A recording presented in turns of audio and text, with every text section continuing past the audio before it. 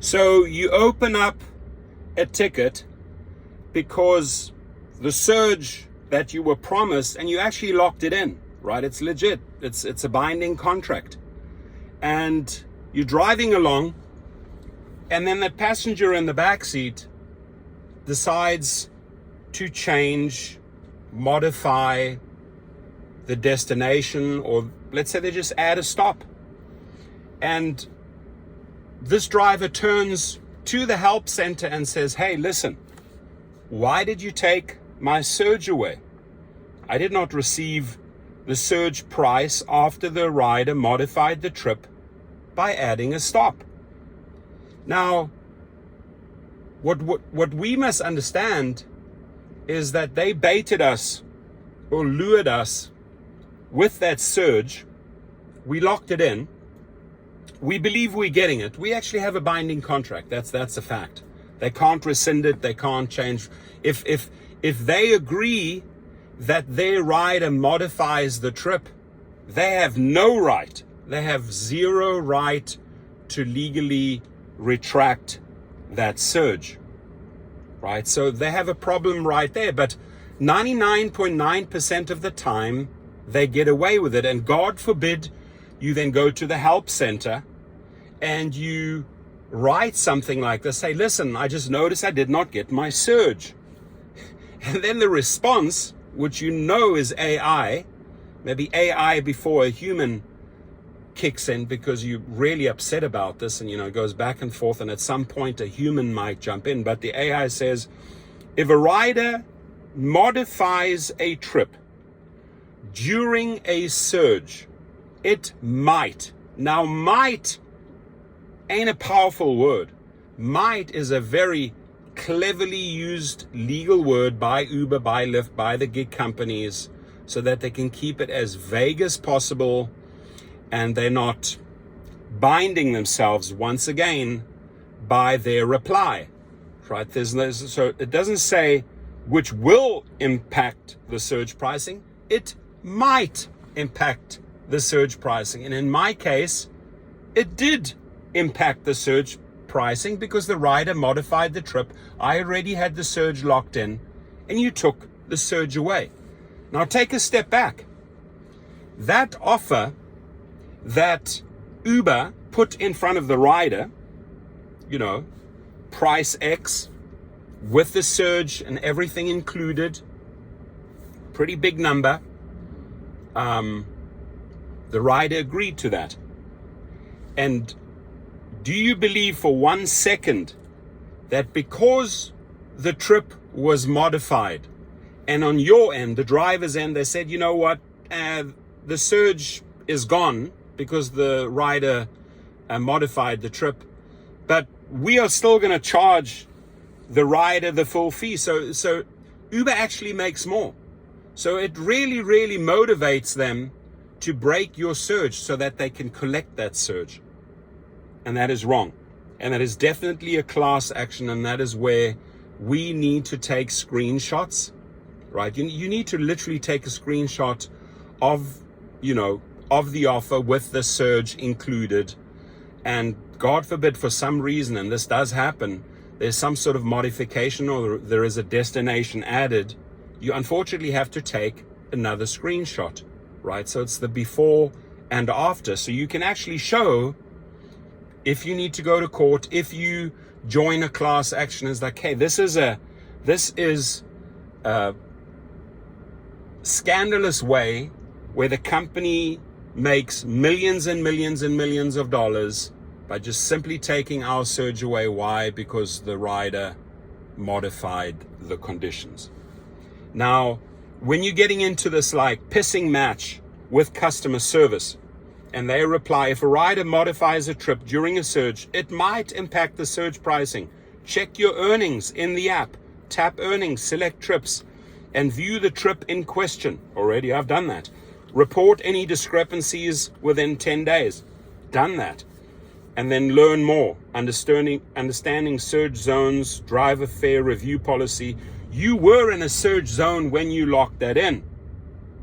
And that amount, that dollar amount, remained the same with your surge included until that modification took place. So my advice to you is, get this all on the record. And if you start one of these conversations, right, take a screenshot or take multiple screenshots and then say, you broke the contract. I had a binding surge. I will forward this information to Attorney General, to my state, to the board, whatever boards you can forward it to, and to the FTC. And let's see how they respond to that. And if they don't offer you that surge, if they don't pay you that surge after you've made that sort of legal threat, then you got to follow through and start, adding at Uber support, at Uber on X or Twitter.com, go to Facebook. You got to bring it to them, because you got to actually educate other drivers that this is wrong. And if we work together, we can actually bring a massive class action lawsuit. Ladies and gentlemen, they straight up stealing our monies. And it happens a lot that a rider modifies the trip while you already have a surge locked in. Think about it. Think about how much money they make. Do you honestly think they're going to modify the numbers on their side and take less? No, they're going to charge the rider the full amount, surge included. But because that rider modified something, great excuse for us to now take more and give you less. It's pretty easy math for them, but it's illegal. It's a complete bait and switch scam by the companies. We have to hold them accountable. Make sure you choose the right dialogue and the right language as you start engaging with them. I'm pretty sure at some point AI is going to disappear in this conversation, and you're going to have a human coming in. Hey, I'm reporting this. I have a binding contract with you. You owe me the surge. You refuse to pay me the surge. I'm now going to send all the proof and all the documentation to the Attorney General, to the FTC, to this board, to my state, and I'm going to turn to social media and educate all my fellow drivers, because they should not be scammed by your company, who turns around and steals that surge or gets that margin when a rider breaks that existing contract. Period. How do you see it? Has this happened to you? It's happened. I've received 1,000 different screenshots, messages, hard proof that this is a racket still going on. We need to file, we need to collect, we need to hold them responsible. Like I said, Dara Khosrowshahi should be in jail. I mean, they have an entire engineering team that just dreams up these scams and finds every single angle to extract more money from you. The rider changed the conditions. We don't owe you a surge. Bullshit.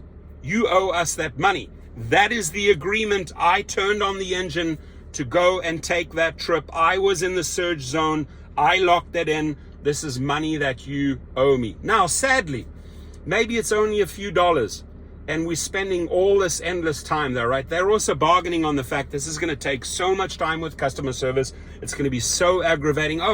He or she will eventually give up, because often the time we spend just to correct the principle, they owe us that money, it takes a lot of time. 30, 40 minutes, 60 minutes, follow-up call, follow-up call. And the next thing you know, you've already spent 2 hours of your time on the phone, on the computer, on the help desk. No answers. And in that 2 hours, you have lost money. So it's the principle. And Dara Khosrowshahi, you cannot understand why drivers have principles. You may not have the principles, right? You may not have the ethics and integrity and principle as a driver has. We will fight for that money because it's our money. And even if you believe, hey, we're going to give up, we can steal, this is a great method for us to make more money. Eventually, you're going to piss off so many drivers. Karma is going to be a complete bitch to you, right? And hopefully in some way, the authorities start going after these thugs who only know one language, and that is to steal more, and to steal even more from us hardworking drivers. Please comment.